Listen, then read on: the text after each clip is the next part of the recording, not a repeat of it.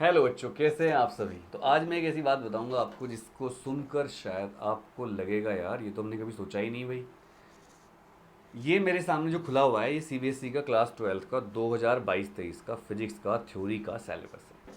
अब इस वीडियो में क्या बताने वाला हूँ आपको वो भी आप ध्यान सुन लीजिए। इस वीडियो में आपको बताने वाला हूँ कि क्या हम पढ़ रहे हैं सीबीएसई के स्टैंडर्ड के हिसाब से, और जो बच्चे टॉपर होते हैं वो आखिर क्या ऐसी स्ट्रेटजी अपनाते हैं। दूसरी बात, स्कूल क्या जो सीबीएसई को कहते हैं एफिलेटेड टू सीबीएसई है, क्या स्कूल इस चीज़ को फॉलो करते हैं, जो मैं बताने वाला हूँ। सबसे पहले हम बात करेंगे, जैसे मैं वन शॉट शुरू करने वाला हूँ तो उसके लिए मैं पढ़ाई कर रहा था, सिलेबस देख रहा था आपका। तो यहाँ पर आप देख सकते हैं chapter 1 electric charge and field और chapter 2 electrostatic potential and capacitance. ये मैं नहीं पढ़ाऊंगा वन शॉट में क्योंकि मैं पढ़ा चुका हूँ। इलेक्ट्रोस्टैटिक में 3 चैप्टर हैं एक्चुअल में। पहली यूनिट में 2 चैप्टर हैं, सेकेंड यूनिट में 1 चैप्टर है। तो इन्होंने पहले और दूसरे चैप्टर को 26 पीरियड दिए हैं। तो आप मुझे कमेंट करके बताइए, क्या आपके स्कूल ने 2 चैप्टर पढ़ाने में 26 पीरियड यूज़ किए या नहीं किए, या फिर जो आप कहीं भी कोचिंग जाते हो या आप कहीं कोर्स ले रखा है आपने, क्या वो इसको 26 दिन में पढ़ाते हैं या फिर कम दिन में, ज़्यादा दिन में। और अगर आप ये 3 चैप्टर कर लेते हो शुरू के तो आपके 16 नंबर हो जाते हैं। जैसे कि आप देख सकते हो यहाँ पर 16 नंबर आपके पक्के हो गए हैं। ये मैं दिखा रहा हूँ आपको, ये 16 नंबर पक्के हैं आपके, जो मैं इस तरह कर रहा हूँ। अभी मैं कैप्शन नहीं कर पा रहा हूँ, मैंने इसको वो नहीं करा। तो चलो मैं एक बार कर लेता हूँ इसको भी। तो यार ये चीज़ क्या है, ऐसा क्यों हो रहा है भाई। अब आते हैं हम। और मैं आपको बता दूं, फिजिक्स का पेपर 70 नंबर का होगा और उसमें 23 नंबर पे आप पास हो जाते हो। आप में से कई बच्चों के मिड टर्म यानी कि हाफ ईयरली एग्जाम भी हो चुके होंगे, और उसमें आपकी परफॉर्मेंस क्या रही है वो आप कमेंट करके बताइए। क्या आप पास हुए हैं, मैं पास होने की बात कर रहा हूँ। और अगर हुए हैं तो कितने मार्क्स आए हैं, और नहीं हुए तो कितनी कमी रही है। Magnetic effect of current and magnetism, इसमें यूनिट 3 में 2 चैप्टर हैं, चौथा और पांचवा मैग्नेटिज्म के 2 चैप्टर हैं। मेरे जूम बैच में जो BKP 3 चल रहा है उसमें यही चल रहे हैं दोनों। पांचवा चैप्टर आज मैंने शुरू किया है। इसके लिए 25 पीरियड हैं, उसमें टीचर अपनी मर्जी से पीरियड के हिसाब से डिसाइड कर सकता है कि चौथे चैप्टर को कितने पीरियड देने हैं, पाँचवें को कितने देने हैं। चौथे चैप्टर में न्यूमेरिकल हैं और पाँचवें चैप्टर में न्यूमेरिकल बिल्कुल भी नहीं है, 1-2 न्यूमेरिकल बन सकते हैं, तो उसके हिसाब से। फिर इसके बाद यूनिट 4 भी इंक्लूड करके, इसमें यूनिट 4 में इलेक्ट्रोमैग्नेटिक इंडक्शन और AC 2 चैप्टर हैं जिनको 24 पीरियड दिए गए हैं। टोटल 17 नंबर यहाँ पर बन जाते हैं।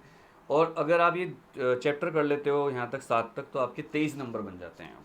यहाँ तक आप पास हो जाते हो। देखो 7 और 6 13, 23, एक और एक दो 33 नंबर बन जाते हैं, यानी ये 5 से 10 नंबर आपके एक्स्ट्रा आ जाते हैं। इसके बाद भाई EM वेव आ जाता है, जिसमें 1 चैप्टर है, 8वां इलेक्ट्रोमैग्नेटिक वेव्स। चूँकि लाइट भी इलेक्ट्रोमैग्नेटिक वेव है तो ऑप्टिक्स भी वहीं डाल दी। और ऑप्टिक्स में 2 चैप्टर आते हैं फर्दर, रे ऑप्टिक्स और वे ऑप्टिक्स। तो इस तरह आपको पढ़ना है यूनिट वाइज, आपको चैप्टर वाइज नहीं पढ़ना है।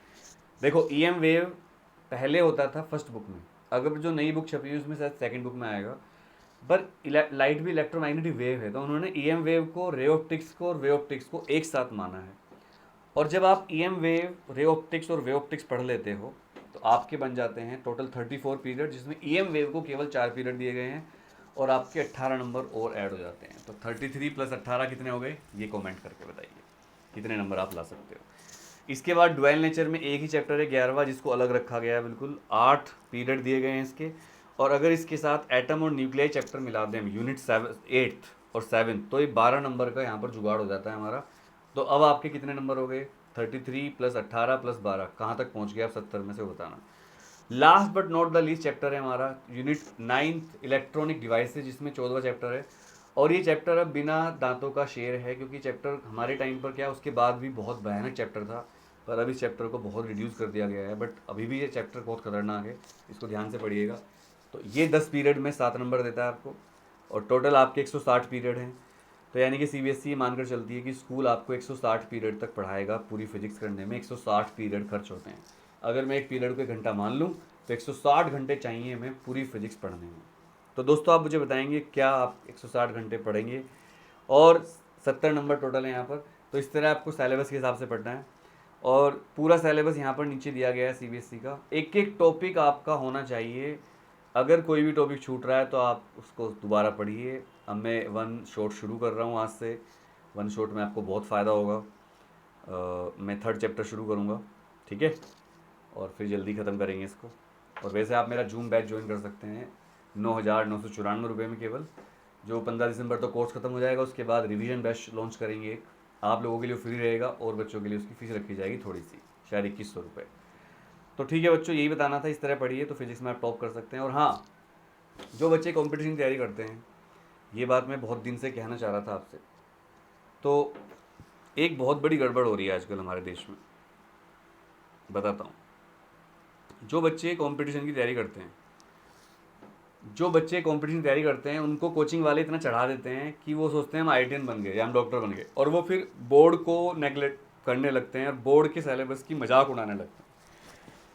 वो उन्हें लगता है हम बहुत कुछ बड़ा काम कर रहे हैं, हालांकि कई बार तो बच्चे NCERT के सवाल भी सोल्व नहीं कर पाते। मैं किसी को डीमोटिवेट नहीं कर रहा हूँ, बट मैं आपसे कहना चाहता हूँ कि भाई बोर्ड को भी वेटेज दीजिए, सीरियसली लीजिए। वैसे भी इस बार के जो टॉपर हैं JEE के, उन्होंने भी कहा है कि पूरा पेपर NCERT से आता है। नीट का तो पेपर आता ही आता है, JEE एडवांस का थोड़ा सा पेपर हाई लेवल का आ जाता है, बट JEE मेंस तो पूरा ही NCERT से आता है। मेंस भी 80% NCERT से आता है। याद रखिए, सरकार को नहीं पता है, पैसे वाले हो या गरीब हो, आप कोचिंग करते हो, सरकार तो एक नॉर्मल बच्चे के हिसाब से पेपर बनाती है जो NCERT पढ़ के जाता है। तो कभी भी बोर्ड की प्रिपरेशन को अंडर एस्टिमेट मत करिए, पूरी मेहनत से पढ़िए, चाहे बोर्ड हो, चाहे नीट हो, चाहे JEE हो।